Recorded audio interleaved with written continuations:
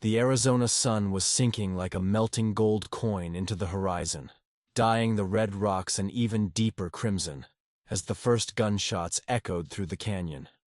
The sharp, metallic sound cut through the air like a blade, followed by the desperate screams of a woman and the cruel laughter of men who had long since lost all trace of humanity. James Sullivan reined in his bay horse on the high rocks overlooking the dusty road. His blue eyes, hardened by years of solitude and violence, quickly assessed the scene unfolding below. A stagecoach overturned on its side, its wheels still spinning uselessly in the air.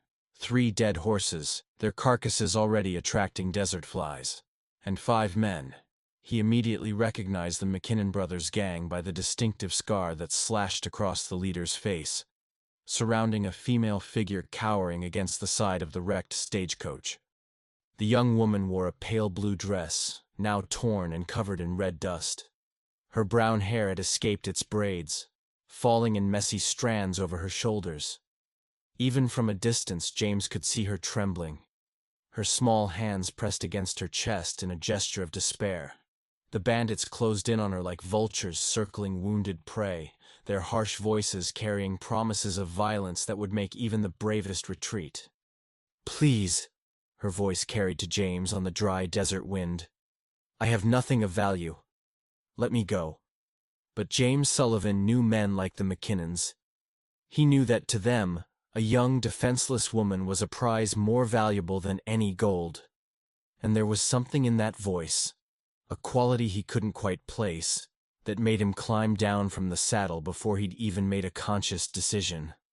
James's first shot hit the bandit closest to the woman square in the chest, knocking him down instantly. The sound of the shot reverberated through the rocks like a roar of thunder, and the other 4 men turned in surprise, their hands instinctively flying to their weapons. But James was already on the move, gliding down the rocky slope with the agility of a mountain lion, his 2 Colt .45s spewing fire and lead. The second bandit fell with a shot to the forehead before he could even fully draw his gun. The third managed to fire, but the bullet missed James, who rolled behind a large boulder and emerged on the other side, his revolvers thundering in unison. The man spun like a top before collapsing onto the red sand. "Who the hell are you?" yelled Jeremiah McKinnon, the gang leader, his scar pulsing with rage as he tried to use the stagecoach for cover.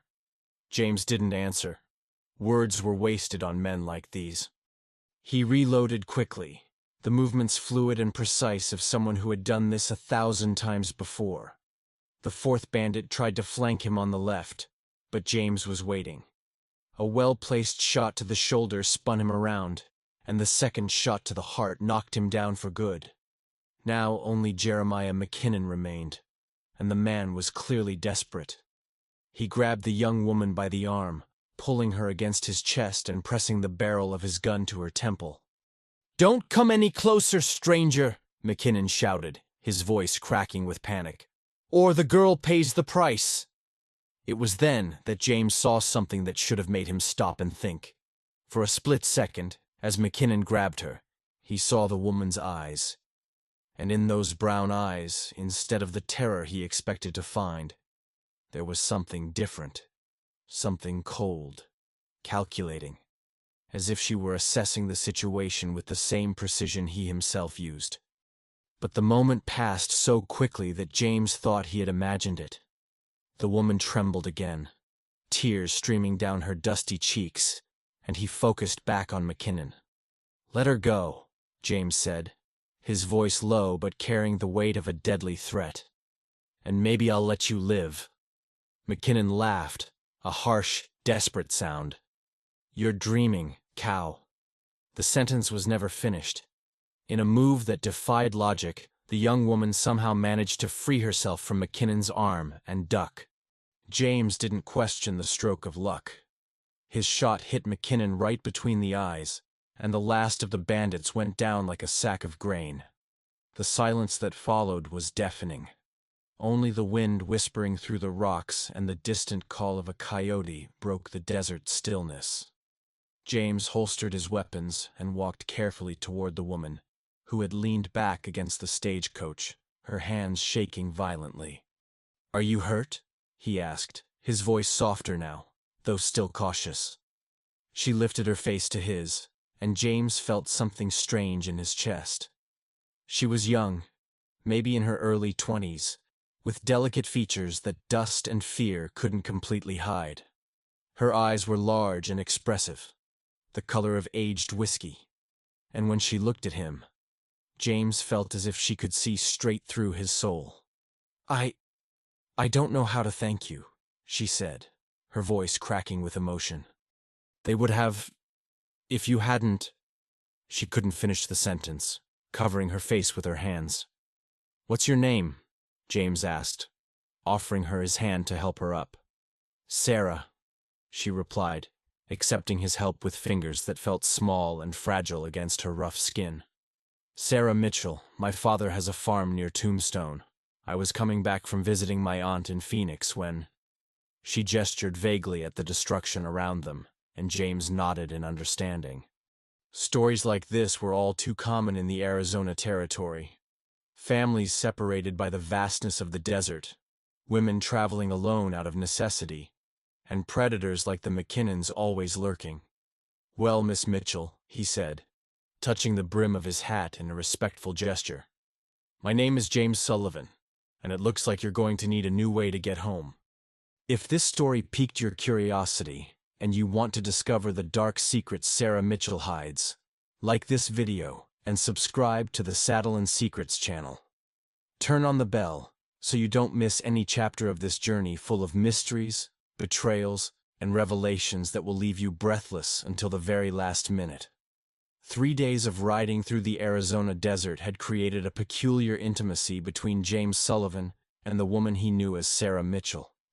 During the day, she rode the bay mare he had procured at Red Rock, always staying a few feet behind him, as a respectable lady should. But it was at night, when they lit a small fire away from the main trails, that James began to realize there was something deeply wrong with this woman. The first clue came the second night, when he was cleaning his weapons after a frugal dinner of dried meat and bitter coffee. Sarah sat on the other side of the fire, seemingly absorbed in mending a tear in her skirt.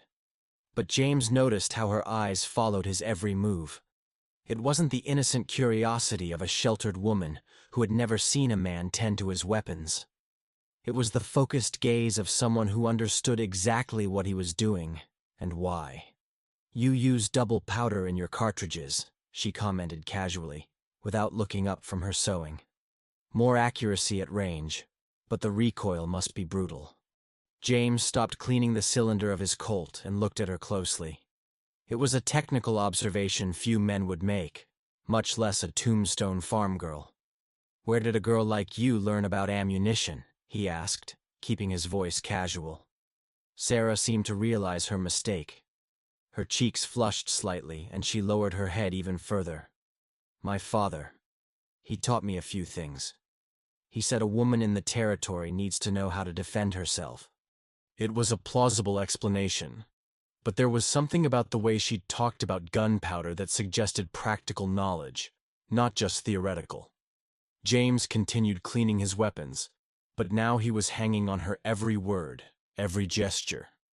The next morning, as they prepared camp for departure, James noticed another disturbing detail. Sarah had woken before him, a rare occurrence, as years of dangerous living had made him a light sleeper. When he opened his eyes, she was standing beside the horses, one of the reins in her hand, and for a moment she seemed to be studying the terrain ahead with the concentration of a seasoned scout. "Trouble?" he asked, standing up quickly and instinctively placing his hand on the hilt of his gun. "Oh!" she turned, looking genuinely scared. "You scared me. I was just worried about those footprints I saw over there." James looked in the direction she was pointing, and indeed there were hoofprints of shod horses crisscrossing the trail ahead. They were old, probably 2 days old, but they could still indicate the presence of other travelers, or bandits. "How many horses?" he asked, testing her. "4," Sarah replied immediately. "One is limping on his left hind leg, by the looks of the tracks." James walked over to the tracks and examined them carefully. She was right on both counts. But then again, it was the kind of knowledge a sheltered farmer shouldn't have. Tracking footprints was a skill learned out of necessity, usually after years of chasing or being chased. On the third day, James's suspicion turned to near certainty when they passed a small settlement called Devil's Creek. It was little more than a dozen dusty buildings clustered around a well, but there was a saloon and a general store. James suggested they stop for supplies and to rest the horses. It was while he was buying ammunition and beef jerky that he overheard the conversation in the saloon next door. Two male voices, one of them somehow familiar, were arguing in low but urgent tones. "Are you sure she came by here?" "Of course I'm sure." "Brown hair, blue dress, traveling with a tall man. The merchant saw her yesterday. When we find her, Catherine will pay for betraying her family." James felt a chill run down his spine. Catherine, not Sarah, and that familiar voice. Now he remembered. It was Tommy Rodriguez, one of the hitmen working for the Blackwood gang, one of the most dangerous criminal organizations in the Southwest. He quickly finished his shopping and went outside to find Sarah, or Catherine, waiting patiently by the horses. She smiled when she saw him. That sweet, innocent smile she had perfected. But now James could see the mask behind the expression.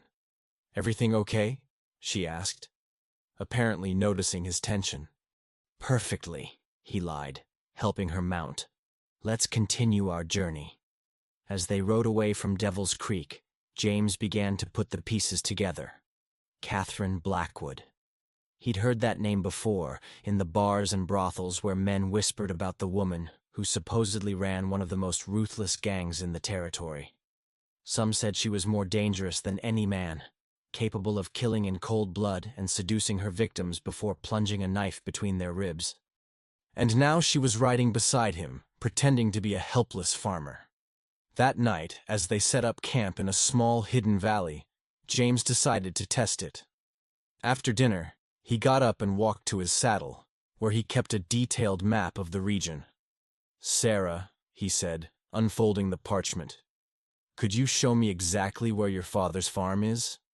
For a split second, he saw genuine panic in her eyes, but she quickly recovered, standing up and walking toward him with careful steps. "Sure," she said, bending over the map. Her fingers hovered over the paper for a moment too long before pointing to a spot south of Tombstone.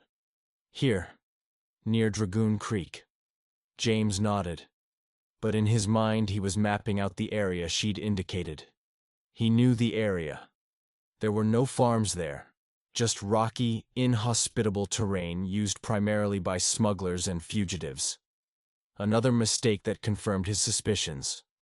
"And your father," he continued, keeping his voice casual. "What was his name again?" "William," she answered quickly. "William Mitchell." But James saw how her right hand trembled slightly as she said the name, and he noticed how she unconsciously touched the side of her thigh, where a seasoned woman would hide a small knife. As she returned to her spot by the fire, James slowly folded the map. Now he was certain.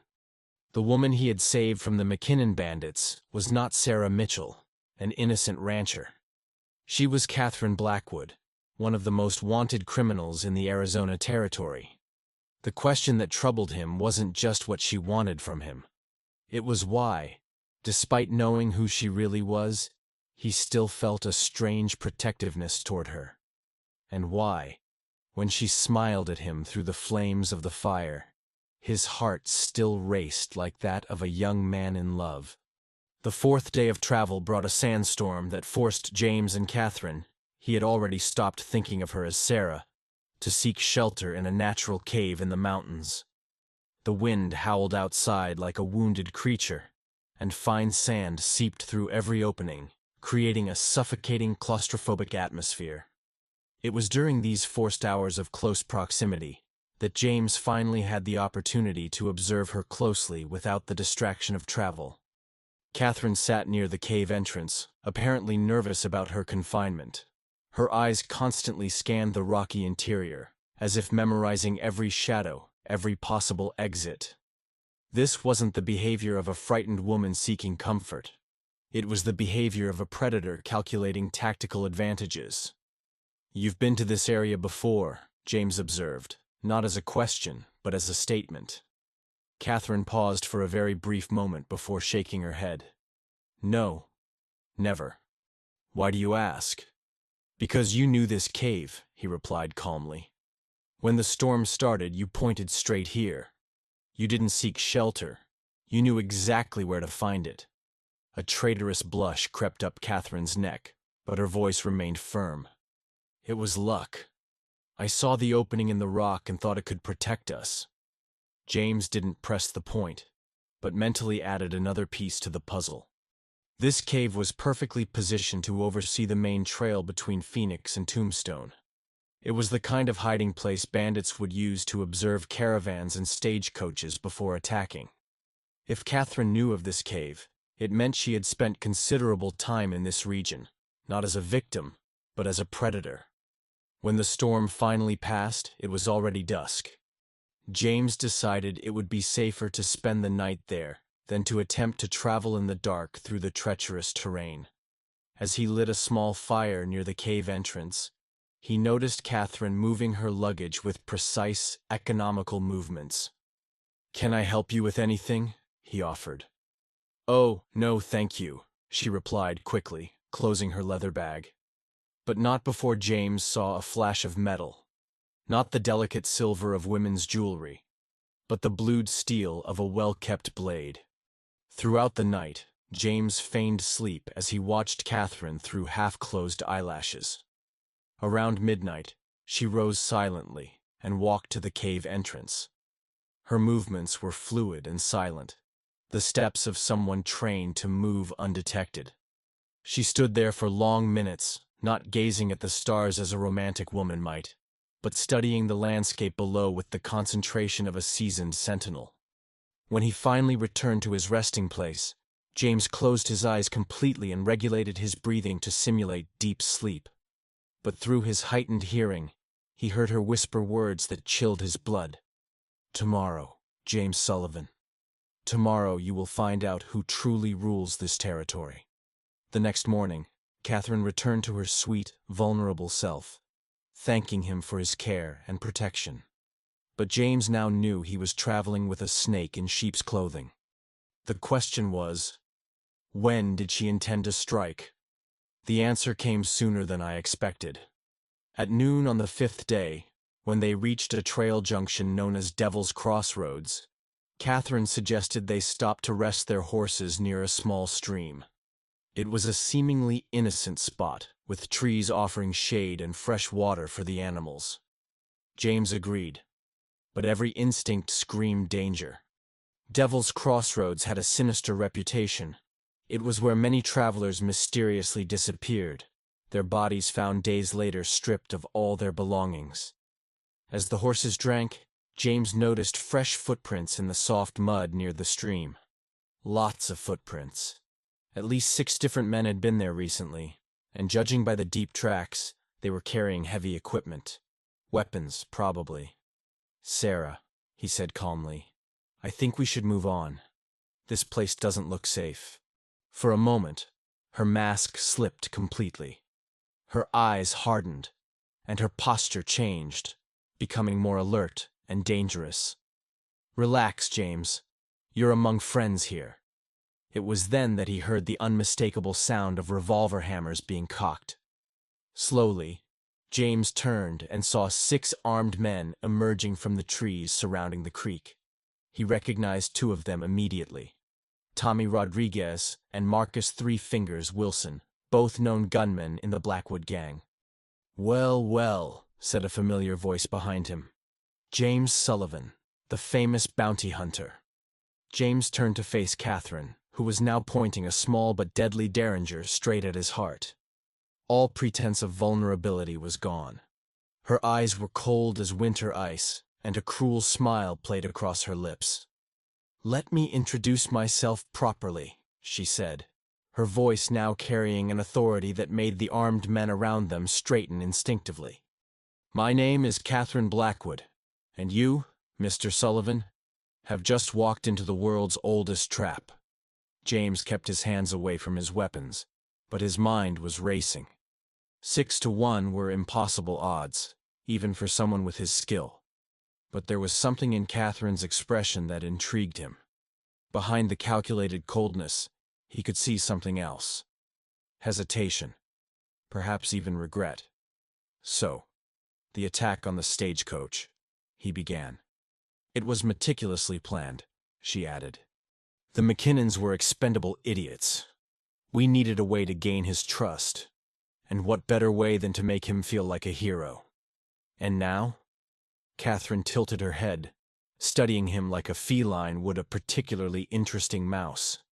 "Now, Mr. Sullivan, you will lead us to the hideout where you keep all the bounties you've collected over the years. And then—" she shrugged elegantly. "Well, then you'll just be another sad story about a man who trusted the wrong woman." But as she spoke, James noticed something that gave him a spark of hope. The hand holding the derringer trembled slightly, so briefly that anyone else might have missed it. And her eyes, those brown eyes that had mesmerized him for 5 days, couldn't hold eye contact with him for more than a few seconds at a time. Catherine Blackwood, the most dangerous woman in the Arizona Territory, was fighting something. And James Sullivan, about to die for his own naivete, began to suspect that maybe, just maybe, the feelings he'd developed during those days of forced intimacy weren't completely one-sided. The tension in the air was so thick it could have been cut with a knife.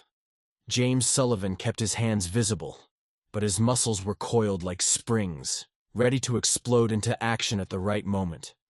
The 6 Blackwood gang gunmen formed a lethal semicircle around him, their weapons aimed with the casual precision of men accustomed to killing. But it was Catherine who dominated the scene. Her transformation was so complete that James wondered how he had been blind for so long. Her submissive posture was gone, replaced by the predatory confidence of someone accustomed to absolute command. Her movements were economical and precise, each gesture calculated for maximum impact. This was clearly a woman who had fought and won battles that would have destroyed weaker men. 5 days, she said, circling him slowly like a wolf stalking its prey. 5 days of pretending to be a helpless maiden, listening to you talk about justice and honor. Do you have any idea how nauseating that was? Apparently not as nauseating as you'd like it to be, James replied calmly, noticing how she avoided his eyes when he spoke. The comment struck home. For a split second, Catherine's mask faltered, revealing something vulnerable beneath. But she recovered quickly, her expression hardening even further. "Tommy," she said without taking her eyes off James, "tie his hands, and if he makes any suspicious movements, kill him." Tommy Rodriguez advanced with a rope, but James wasn't looking at him. He was studying Catherine, searching for any sign of weakness or hesitation he could exploit. And he found what he was looking for in her eyes, an internal struggle she couldn't quite hide. "You know," James said conversationally as Tommy approached with the rope, "in all these years of hunting criminals, I've learned to read people. And you, Catherine Blackwood, are lying." "About what?" she asked, but there was a defensive note in her voice. "About not having felt anything during these 5 days." Catherine's reaction was instantaneous and visceral. Her face contorted with anger, and she took a step toward him, the derringer trembling in her hand. "You know nothing about me." "I know you know my reputation better than you've let on," James continued, his voice remaining calm, even with 6 guns pointed at him. "I know you've been planning this trap for weeks, studying my movements, my habits, but I also know something changed during our trip." "Nothing has changed," Catherine shouted, but her cracking voice betrayed her emotion. "Then why haven't you shot yet?" James asked softly.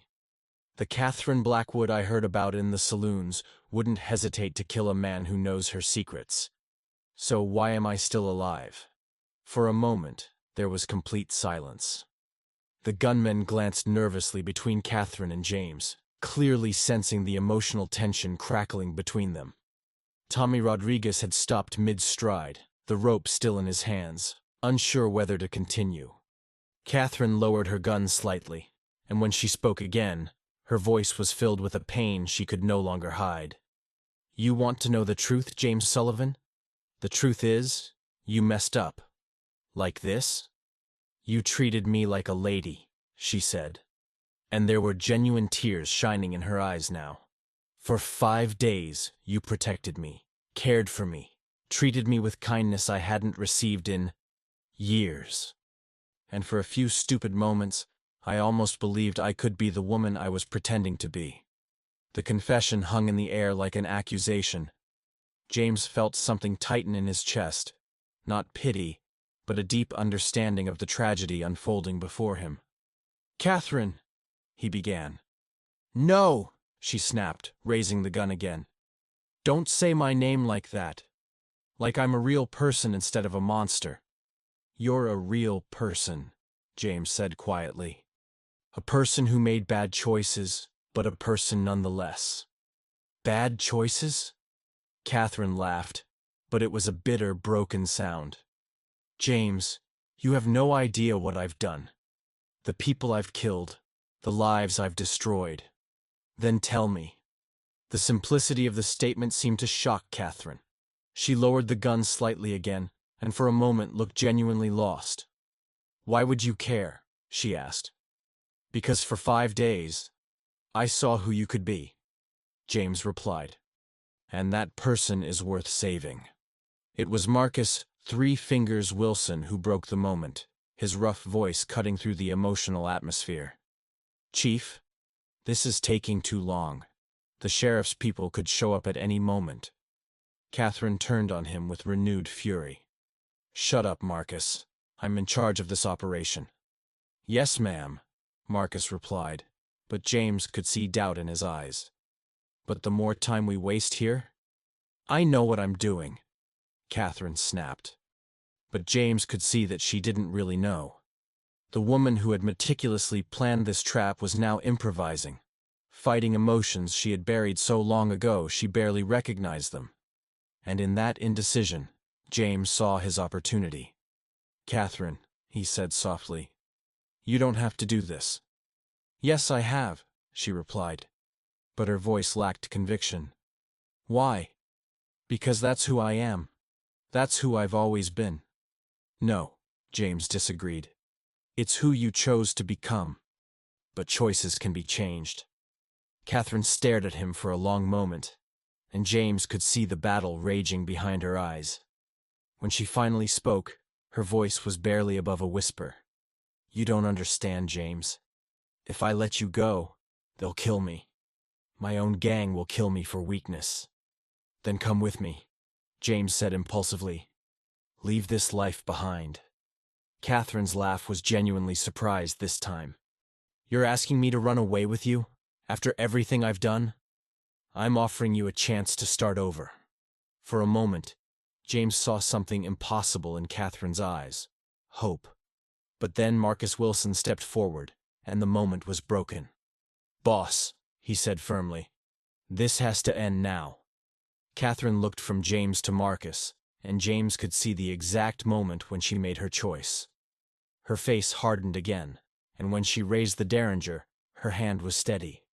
"You're right, Marcus," she said. "This has to end." What happened next was so fast and unexpected that it took several seconds for everyone present to fully process it. Catherine Blackwood suddenly turned and fired her derringer, not at James, but directly at Marcus "Three Fingers" Wilson's chest. The man looked down in surprise, seeing the red circle spreading across his shirt before falling heavily to the dusty ground. "Catherine!" Tommy Rodriguez shouted, confused, his own gun wavering between her and James. "What the hell are you doing?" But before Catherine could respond, James Sullivan did something that surprised everyone even more. Instead of taking advantage of the confusion to escape or grab his weapons, he began to slowly applaud, a sardonic smile spreading across his face. "Impressive," he said, his voice carrying a note of genuine admiration. "Really impressive, Catherine. But it took you longer than expected to come to that conclusion." Catherine turned to him, her eyes narrowing dangerously. "What are you talking about?" "I'm talking about the fact that Marcus Wilson wasn't just a member of your gang," James replied calmly. "He was my informant." The silence that followed was deafening. Catherine stood completely still, her mind clearly racing to process this information. The remaining gunmen glanced nervously at each other, their weapons still drawn but their confidence visibly shaken. "Impossible," Catherine murmured, but there was uncertainty in her voice. 3 years, Catherine," James continued, taking a casual step toward her. The gunman tensed, but he kept his hands visible and his movements non-threatening. 3 years Marcus has been feeding me information about the Blackwood gang's operations. How do you think I always managed to stay one step ahead of you?" Catherine lowered her gun slightly, her face pale. "You're lying." "Am I?" James asked. "Then how did I know about the Prescott bank robbery before you even carried it out? How did I manage to intercept that silver caravan you planned to attack last month? And how, Catherine, did I know exactly who you were from the very first night?" The last question hit Catherine like a punch to the gut. She staggered slightly, and for a moment James thought she might faint. "Since the first night?" she repeated weakly. "Did you really think I wouldn't recognize Catherine Blackwood?" James asked, an almost gentle tone entering his voice. "Your eyes, Catherine. Even in disguise, even pretending to be someone else, your eyes gave you away. Marcus showed me a daguerreotype of you 2 years ago." Catherine stared at Marcus Wilson's body, and James could see the exact moment when all the pieces fell into place in his mind. "So you knew all along I was lying. You knew. And the trap, it wasn't yours, Catherine. It was mine." Tommy Rodriguez and the other gunmen were growing increasingly nervous at the revelation. "Boss," Tommy said hesitantly, "what do we do now?" But Catherine wasn't listening. She was staring at James, and in her eyes he could see a mixture of admiration, anger, and something that might have been respect. "You used me," she said softly. "Just like you tried to use me," James replied. "The difference is, my plan worked." "So it was all an act?" Catherine asked. "The kindness, the protection, the intimate moments?" James hesitated for the first time since he began his revelations. When he answered, there was an honesty in his voice that cut through all the layers of deception and manipulation. "At first, yes," he admitted. "But somewhere during those 5 days, Catherine, something changed. For both of us." Catherine studied him for a long moment, and James could see that she was struggling to process not only his revelations, but also her own conflicted emotions. "So, what happens now?" she asked. "Now," said a new voice from the trees around the clearing, "you two discover that you are not the only ones who know how to play this game."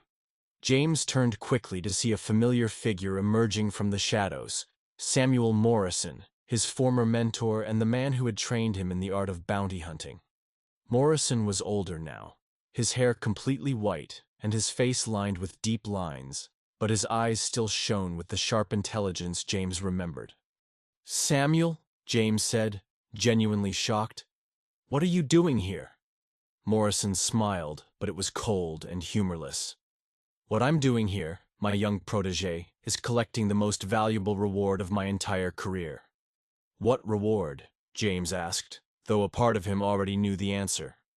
"You, James Sullivan," Morrison replied, "and your mistress Catherine Blackwood. You're both worth a fortune, dead or alive." Catherine raised her derringer, but Morrison already had his own gun pointed at her. "I wouldn't do that if I were you, Miss Blackwood. My men have you in the sights with long-range rifles." As if to prove his point, 3 small red dots appeared on Catherine's chest, laser markers from rifle scopes. James looked around and spotted at least 2 rifle barrels gleaming in the surrounding trees. You see, Morrison continued conversationally, while you two were busy with your little games of seduction and betrayal, I was playing a much bigger game.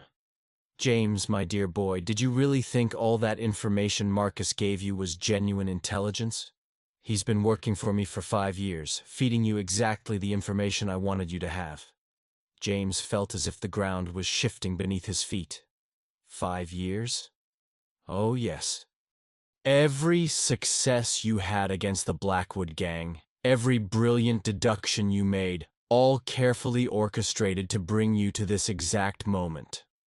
Catherine had lowered her gun, apparently recognizing the futility of her situation. And me? She asked. What was my role in this performance? Morrison's smile widened. You, my dear, were the bait. The only thing that could make James Sullivan let his guard down completely. James felt a cold anger spread through his veins. So Marcus wasn't working for me. He was working for you.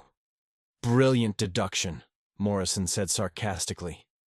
And Catherine, dear, did you really think it was your idea to use that stagecoach as a trap? Who do you think suggested that plan to you? Catherine closed her eyes, clearly recognizing her own manipulation. You. Through intermediaries, of course. I couldn't have my fingerprints directly in the operation. Tommy Rodriguez and the remaining gunmen were clearly confused and increasingly nervous. Boss, Tommy said to Catherine, I don't understand anything that's going on. What's happening, Mr. Rodriguez, Morrison explained patiently, is that you were all pawns in a much larger game, and now that the game is over, you've become unnecessary. The shots came from the surrounding trees, silent and precise. Tommy Rodriguez and the other 2 gunmen fell before they could even react, their weapons never leaving their holsters. Within seconds, only Morrison, James, and Catherine remained standing in the blood-stained clearing. My men are very efficient, Morrison observed casually, as if commenting on the weather. Trained by the army itself, before they decided civilian life offered better opportunities. James looked around the massacre, his mind racing. Morrison was right about one thing. This had been a much bigger game, and James had been playing blind. But there was one piece that didn't fit. Samuel, he said carefully, if all this was orchestrated by you, why didn't you just kill me years ago? Why all this elaborate charade? Morrison's expression shifted slightly, and for the first time James saw something like genuine emotion in his eyes. Because, my dear boy, you were like a son to me, and I wanted you to die knowing the truth about who you really were. What truth? That your dear mentor, the man you trusted above all others, has been your greatest enemy since the day you met him. Catherine, who had been silent during this exchange, suddenly spoke up. He's lying, James. Morrison turned to her in surprise. Am I, Miss Blackwood? Yes, Catherine said firmly. Because if you really wanted James dead, you would have done it already. And if you really had orchestrated all this, you wouldn't need to explain it. You're stalling. Morrison's smile faltered slightly. And why would I be stalling? Because, Catherine continued, her voice gaining confidence, you are not in control of this situation as much as you want us to believe. James felt a spark of hope. Catherine was right. There was something off about Morrison's entire performance. And then he realized what it was. The snippers in the trees, he said suddenly. You said they had Catherine in their sights, but the laser dots disappeared. Morrison's face hardened. L's are still there. No, they're not, James said, taking a step forward. And you know why? Because you don't have snipers, Samuel. You have, at most, 2 men, and they're not trained marksmen. They're just regular gunmen you hired for this job. You're bluffing, Morrison said, but there was uncertainty in his voice now. Am I? James asked. Then prove it. Call your snipers to show themselves. Morrison hesitated, and in that hesitation, James saw everything he needed to know. Without warning, he dove to the left, rolling behind Marcus Wilson's body while simultaneously shouting to Catherine, "Down!" Catherine dropped immediately, and not a moment too soon. Two shots rang out from the trees, but they were poorly aimed and wild. James had been right. Morrison had no professional snipers, just desperate men with poor training. "Catherine!" James called out, pulling Marcus's revolver from Sue's cold holster. "Can you reach Tommy's gun?" "Got it," she replied, crawling quickly to the fallen gunslinger's weapon. Morrison was backing away agora, his own gun wavering between James and Catherine. "Vocês dois não understand," he said desperately. "Esta isn't how this was supposed para end." "Como era supposed para end, Samuel?" James asked, keeping Morrison covered while moving para better position. "You were supposed to die together, like a romantic tragedy, and then I would collect both bounties and disappear forever." James felt cold chill. Bounties? Catherine, mas. "Oh, my dear boy," Morrison said, his old confident smile returning slightly. "Didn't you know? There's a bounty on your head, too. Quite substantial, actually. It seems that some of the people you've arrested over the years have friends with deep pockets." Catherine looked at James' calm surprise. "Você didn't know?" "No," James admitted. "How long?" 6 months, Morrison answered. "Long enough para me plan esta entire operation. Você see, I needed both de vocês here, together, so I could kill vocês and collect both rewards." "But why all the elaborate scheme?" Catherine asked. "Why not just hire assassins?" Morrison's laugh was bitter. "Because, my dear, neither of you would have been easy to kill separately. James is too careful, and you're too paranoid. But together, with emotions clouding your judgment, you became vulnerable." James realized that Morrison was right. During the past 5 days, he had been so focused on Catherine that he'd lowered many of his usual defenses, and clearly, she had done the same. "So what now, Samuel?" James asked. "Your snipers missed, your gunmen are dead, and you're outnumbered." "Agora," Morrison said, raising his gun with renewed determination. "We finish esta o hard way." Mas antes que ele could fire, Catherine did something unexpected. Instead de taking cover, or aiming her weapon, she stood up completamente, putting herself directly entre Morrison and James. "No," she said firmly. "Catherine, what are you doing?" James demanded. "I'm tired of people using me," she replied, never taking her eyes off Morrison. "And I'm tired of running. If you want to kill James Sullivan, Samuel Morrison, you'll have to kill me first." Morrison hesitated, clearly not expecting this development. "Miss Blackwood, please step aside. My quarrel is with James, not with you." "My quarrel is with both of you," Catherine said coldly. "You both used me, played me like a pawn in your games. But James, at least, showed me kindness along the way. You've shown me nothing but manipulation and lies."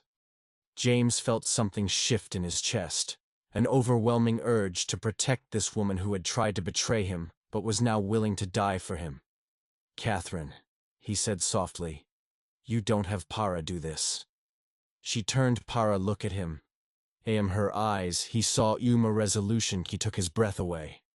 "Yes, I do, James. For once in my life, I want para do something right." Morrison's patience finally snapped. "Enough," he snarled, aiming his weapon. "Si vocês won't step aside until you'll die together." But his shot never came.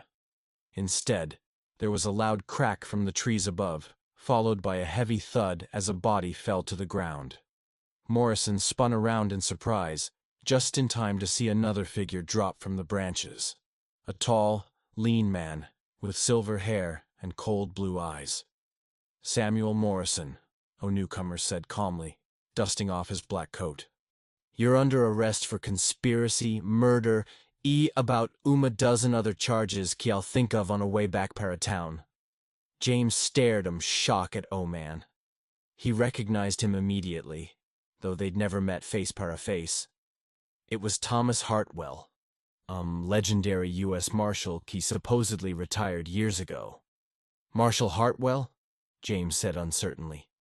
Marshal Thomas Hartwell kept his gun firmly trained on Samuel Morrison, but his experienced eyes quickly scanned the scene of carnage around the creek. 6 bodies strewn across the clearing, pools of blood mixing with the red Arizona sand, and 3 people still alive who clearly didn't trust each other. Washington? Morrison asked, his voice carrying a mixture of resignation and morbid curiosity. How long have they known? 2 years, Hartwell replied coolly. Since one of your snippers decided he'd prefer a full amnesty in exchange for information about your operations. James felt the pieces finally fall into place. The shooter who missed the first shot, he didn't miss, did he? He fired to warn you. Correct, Mr. Sullivan. My deputy Jake Morrison, no relation to your former mentor, I might add, has been my eyes and ears on this operation for months. Catherine, who had remained silent during this revelation, finally spoke. So you all knew this was going to happen? Everyone except James and me. Not exactly, Miss Blackwood, Hartwell said, lowering his gun slightly but remaining alert. We knew Morrison was planning something big, but the specifics, well, he's always been better at improvisation than we realized. Morrison let out a bitter laugh. Improvisation? Thomas, my old friend, you have no idea how carefully I planned this. Then explain it to me, Hartwell said. Because from what I see here, your plan has failed spectacularly. Morrison straightened slightly, regaining a fraction of his previous composure. My plan, Thomas, wasn't simply to kill James and Catherine. It was much more ambitious than that. Continue. It was about creating the perfect situation where 2 of the most wanted criminals in the territory would kill each other, eliminating multiple threats at once while I collected all the bounties. James frowned. Multiple threats? Morrison looked at him with something like pity. James, my dear pupil, you really don't get it yet, do you? You've become a problem for many powerful people. What people? Politicians, business people, even some in Washington, Morrison explained. Their inconvenient efficiency in catching criminals with important connections was starting to rub the right people the wrong way. Hartwell nodded grimly. That's why Washington brought me out of retirement. Not just to capture Morrison, but to investigate the entire network of corruption he represents. Catherine stepped forward, her expression dangerous. So James and I were just housekeeping? Problems to be eliminated? In essence, yes, Morrison confirmed. James knew too much about operations that should have remained buried, and you, Catherine, pose a constant threat to the territory's established order. The revelation hit Catherine like a physical blow. My gang. The people who work for me? Oh, don't worry about them, Morrison said casually. They were taken care of this morning. Simultaneously, of course. We couldn't risk leaving any loose ends. The silence that followed was deadly. Catherine stood completely still, processing the knowledge that everyone who depended on her, despite being criminals, had been murdered while she was being used as bait. James saw the exact moment something broke inside Catherine. Her eyes, which had shown vulnerability and even tenderness in recent days, became cold and empty. When she moved, it was with the lethal speed of a snake. The knife she'd hidden in her boot appeared in her hand like magic. Before either man could react, she'd crossed the few feet that separated her from Morrison and buried the blade deep in his chest. This one's from my family, she said softly, her voice carrying an icy fury that made James flinch instinctively. Morrison looked down in surprise, seeing the knife protruding from his chest. Blood began to trickle from his mouth as he tried to speak. Catherine, he managed to whisper. Miss Blackwood, Hartwell yelled, pointing his gun at her. Get away from him! But Catherine didn't move. Instead, she twisted the knife, causing Morrison to arch his back in pain. You killed innocent people, she continued, her voice never rising above a deadly whisper. People who trusted me to protect them. This is for them. She pulled the knife out and drove it in again, this time higher, likely puncturing a lung. Morrison tried to push her away, but his strength was quickly failing. "Catherine, stop!" James shouted, taking a step towards her. She turned to him, and James saw tears streaming down her face. "He killed my family, James. Everyone I cared about is dead because of him." "I know," James said softly, keeping his hands visible and approaching slowly. "But this won't bring them back." "No," she agreed, "but you'll make him pay." She raised the knife again, but this time James was quick enough. He grabbed her wrist, stopping the fatal blow. "Catherine, listen to me," he said urgently, looking directly into her eyes. "If you do this, if you kill him in cold blood, you will become exactly the monster he said you were." "Maybe I'm already a monster," she replied, but James could hear the doubt in her voice. "No," he said firmly. "The monster wouldn't have stepped in front of a bullet to protect me. The monster wouldn't be crying over the death of his gang." Catherine stared at him for a long moment, and James saw the internal struggle tearing through her. Finally, slowly, she lowered the knife. Morrison fell to his knees, his hands pressed against the wounds on his chest. Blood bubbled between his fingers, and his breathing was shallow and labored. "Thomas," he managed, looking at Hartwell. "You won't let her kill me, will you?" Hartwell stared at Morrison for a long moment before answering. "Considering you orchestrated the murder of a dozen people this morning, Sam, I'm tempted to let Miss Blackwood finish the job." "Please," Morrison begged. "But," Hartwell continued, "proper justice demands that you be tried publicly. People deserve to know the extent of your treason." He walked over and began applying pressure to Morrison's wounds, clearly trying to keep him alive long enough to get to a doctor. Catherine watched Hartwell's efforts with a blank expression. "Why bother?" she asked. "Men like him never really pay for their crimes." "Maybe not," James said, still holding her wrist gently. "But that doesn't mean we have to become like them." Catherine looked at him, and for the first time since learning about his gang, James saw something beyond pain and anger in her eyes. There was a spark of something that might have been hope. "What happens to me now?" she asked softly. Before James could respond, Hartwell spoke. "That, Miss Blackwood, is entirely up to you." "Like this?" "Washington is interested in dismantling the entire network of corruption that Morrison represented," Hartwell explained as he continued to work on the injured man's wounds. "That will require someone with intimate knowledge of the criminal operations in the territory. Someone who knows the players, the hiding places, the methods." Catherine eyed him suspiciously. "Are you offering me a deal?" "I'm offering you a chance at redemption," Hartwell corrected. "Cooperate fully. Help us clean up this mess, and maybe we can find a way for you to build a new life." "What if I refuse?" "Then you will face justice for your own crimes. And considering your track record, that probably means the gallows." Catherine looked from Hartwell to James, clearly weighing her options. Morrison was making gurgling sounds now, struggling to stay conscious as his life force leaked into the sand. "James," Catherine said finally, "what do you think I should do?" The question took him by surprise. After everything that had happened, she still valued his opinion. "I think," he said carefully, "that you should do what feels right. Not because of what other people have done to you, but because of what you want to become." Catherine nodded slowly, as if that answer was exactly what she needed to hear. She turned to Hartwell. "I accept your deal," she said, "but I have one condition." "Which?" Catherine looked at James, and in her eyes he saw a determination that made him suspect her answer would change everything. "James Sullivan stays with me through this whole process. As a partner, as protection, as—" She hesitated for a moment.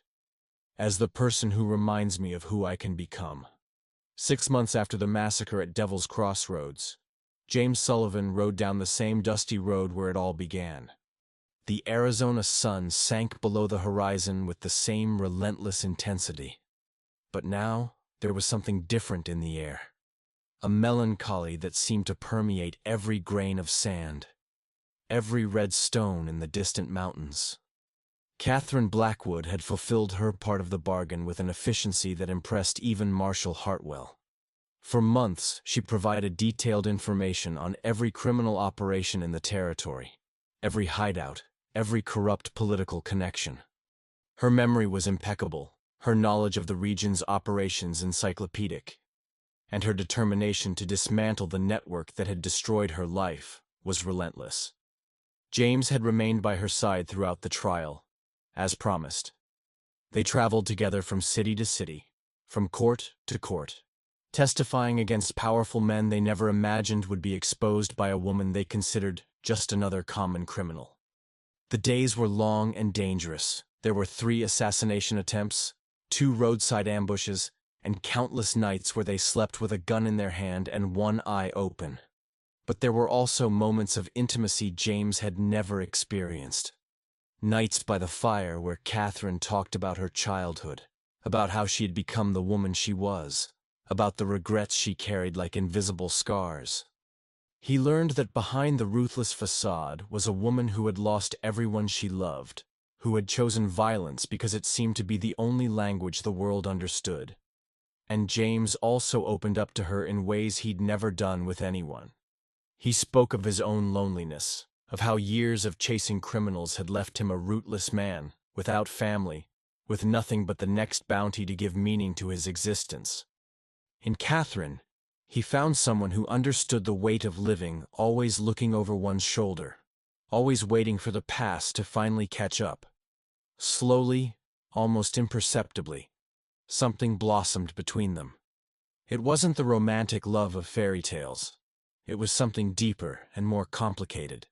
It was the connection between 2 wounded souls who had found solace in each other, 2 survivors who had finally found someone who understood their nightmares.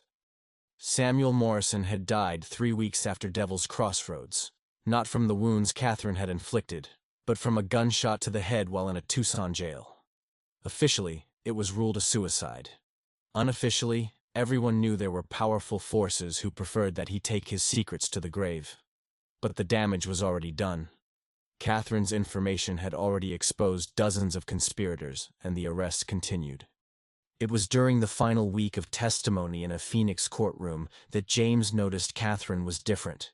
She had lost weight, seemed constantly exhausted, and there was a pallor to her skin that couldn't be explained solely by the stress of the past few months.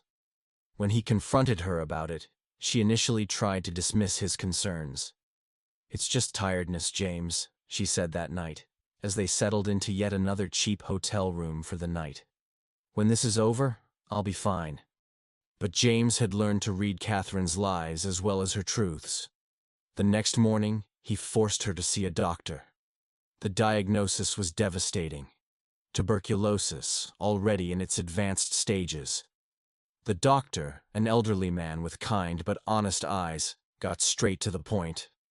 Catherine had 2 months to live at most. "You knew," James said as they left the doctor's office. It wasn't a question. "You suspected?" Catherine admitted, her voice surprisingly calm. "The symptoms have been there for weeks. Why didn't you tell me?" Catherine stopped on the dusty street, turned to him, and for the first time in months, James saw genuine tears in her eyes. "Because these have been the happiest months of my life, James Sullivan, and I didn't want them to end a moment sooner than necessary." James felt like the ground was crumbling beneath his feet. After years of loneliness, he had finally found someone who completed him, and now fate was conspiring to take her away. "Is there anything we can do?" he asked desperately. "We can live," Catherine replied simply. "We can take the time we have left and make something beautiful out of it." They finished their final statements in record time. Catherine, knowing her days were numbered, revealed information she had kept as a last resort, ensuring that even the most powerful criminals would be exposed. Hartwell was impressed by her final determination. "Why now?" he asked. "Why reveal everything at once?" "Because," Catherine said, looking out the window to where James was preparing his horses. Some things are more important than secrets. They left Phoenix on a clear December morning, with no particular destination in mind. Catherine had expressed a simple wish. She wanted to see the ocean.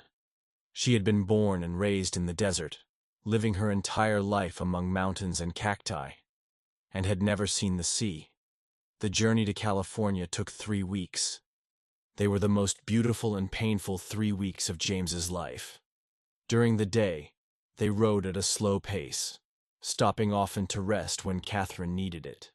At night, they lay under the stars, and Catherine talked about the dreams she had never dared to have. A small house, perhaps a few children, a simple life away from violence.